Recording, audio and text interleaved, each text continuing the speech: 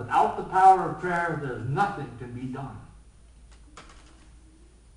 You might think so, but it takes the power of God to move. And the power we have, and I've told you this many, many times, is the power of prayer.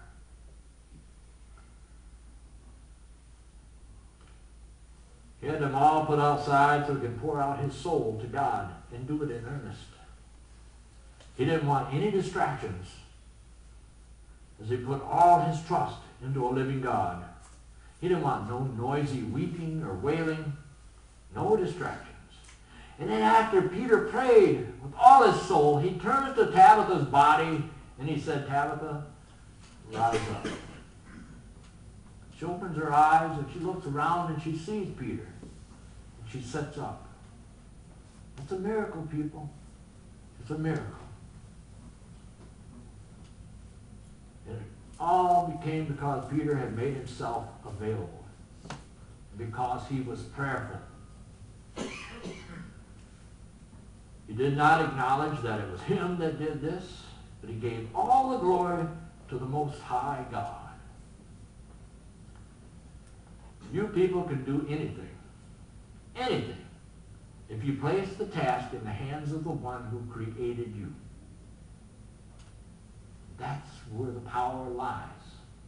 You can do anything through the power of prayer. You can do anything if you ask God to help you do it. But if you think you can do anything on your own, you can't do it. Tabitha rose alive again to go back to doing just exactly what she loved best, and that was serving her community. Whether it was knitting new tunics or serving those who were a whole lot less fortunate than she was. You know, people, you know very well the power of prayer. You guys know it firsthand, the power of prayer. You prayed sometimes when you were in your darkest times. Lord, let us be a church again. Let us be a church again. And guess what happened? You became a church again. Not a meeting place. Not a social club. Not a gathering place. You became a church. And I thank God for that because that was my prayer. That was my prayer. God heard you and answered your prayer. God, let us grow to serve the community so they know that what was once dead is now alive again. It happened. Lord, help us bring forth the music of the bell and all its glory to chime for you. And guess what? Poof. It's being done to save the bell. The bell is just a bell. The bell is just an object. The bell is just a thing. Well, when it rings music to call people to service, it becomes something more. It becomes something more. It becomes a tool for God to let people know that something is happening here this morning. And something is happening here this morning. And we all do it through the power of prayer. Death for Tabitha could not have the last word. And death for you as a church will not have the last word. Death can come at any time.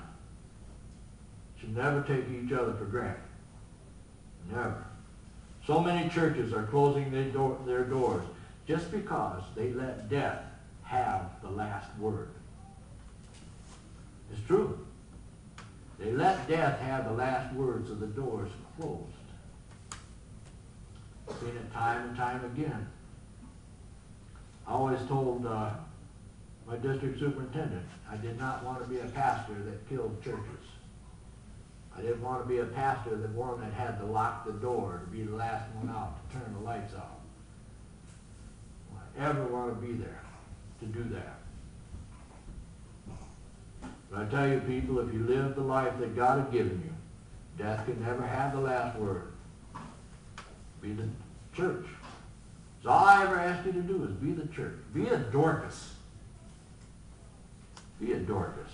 If that's what it takes. God has a whole lot of different things in mind for you. And maybe what you even think you have for yourself. God already has something planned.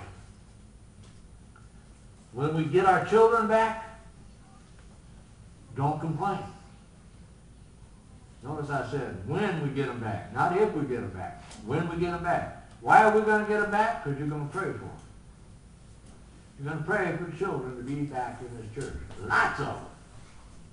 Not just a handful, lots of children. I want the noise. I want babies crying. I want brothers and sisters picking on each other. I want all that in here. That's life. That's what makes life. And when they get on my nerves, then I'll send them to Darlene. Just kidding.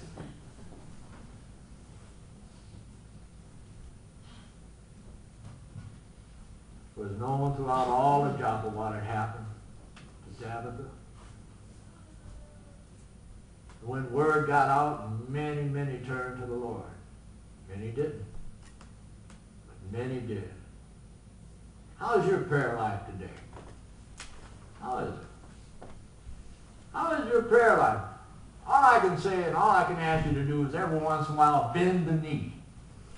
Just bend the knee once in a while. And sometimes if you think you don't know what to say to God, if you just think, I don't have any words, it's two simple little words. And I always say this to God. Thank you. Thank you. It means so much. Two simple little words. Thank you. Thank you for the life you have given me. Thank you for my family. Thank you for my friends. Thank you for my church. Thank you for all the opportunities you've given me in life. Just thank you. Trust me. That's a powerful prayer for yourself. To thank God for what you do. It's okay to ask prayers for anything. Where you might think it's so silly or mundane or anything like that. There is no silly prayers, people. There's no silly prayers. Because where there's power of prayer, death is not there. Death cannot have the final word. Amen? Amen.